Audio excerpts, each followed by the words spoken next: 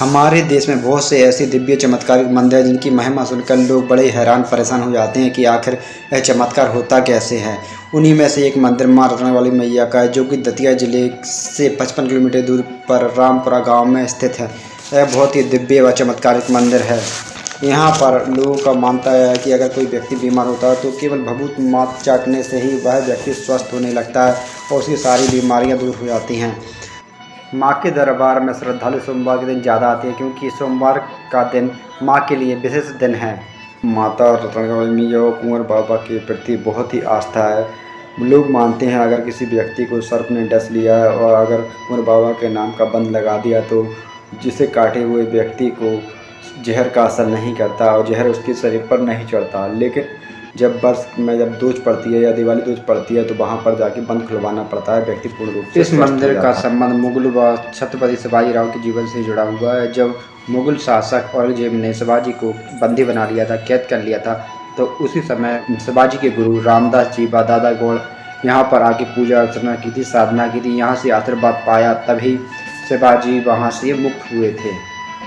यह मंदिर शिवाजी राव महाराज के मुगलों के ऊपर विजय की निशानी। 17वीं शताब्दी में छत्रपति शिवाजी राव और मुगलों के बीच युद्ध हुआ। कहा जाता है कि माँ रत्नवाली मैया व कुंवर बाबा ने शिवाजी महाराज के गुरु रामदास को देवगढ़ किले में दर्शन दिए थे और कहा था कि आप युद्ध करो, आपकी विजय निश्चित होगी।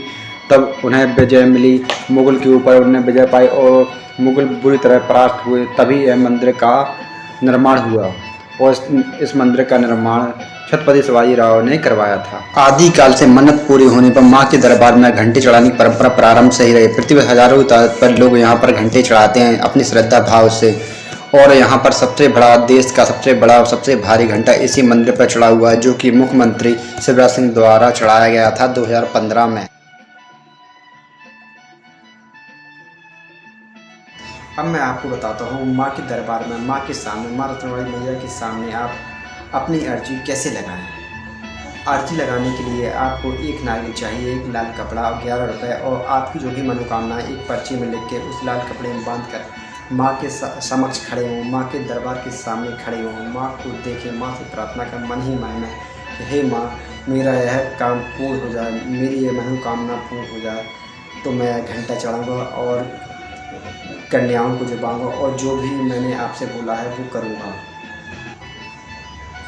माँ से प्रार्थना करें मन ही मन में, हे माँ, कि मेरी यह अर्जी स्वीकार करो, मेरे ऊपर कृपा करो। माँ से प्रार्थना मन ही मन में करें और माँ से कहें अगर मेरी आप यह विनती सुन लेते हैं और मेरी मनोकामना पूर्ण हो जाती तो मैं आपको घंटा चढ़ाऊँगा या चढ़ाऊँगी और कन्या जमाऊँगी। और जो भी धर्म पुण्य है जो आपने बोला है वो आपकी मनोकामना पूर्ण होने पर आप जरूर करें। ऐसा ना करें कि आप माँ को भुला दें। आपने जो बोला कि मेरा माँ ने सुन लिया लेकिन आप नहीं कर रहे हैं, ये एकदम गलत है। अगर आपकी मनोकामना पूर्ण हो जाती है तो आपने जो भी धर्म पुण्य बोला है वो आप जरूर करें।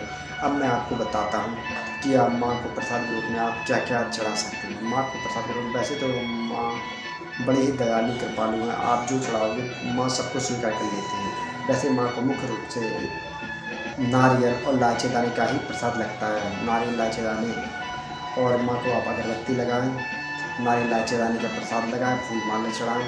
और अगर नारियल नहीं मिलता है, किसी कारणवश अगर नारियल उपलब्ध नहीं है, तो आप मीठे प्रसाद में जो भी मिले, बर्फी, रसगुल्ले, पेड़े, मीठे में आपको जो भी प्रसाद के रूप में जो भी मिले, आप माँ के दरबार में जाके रखें कि माँ आप स्वीकार करो, जो है वो आपके सामने है।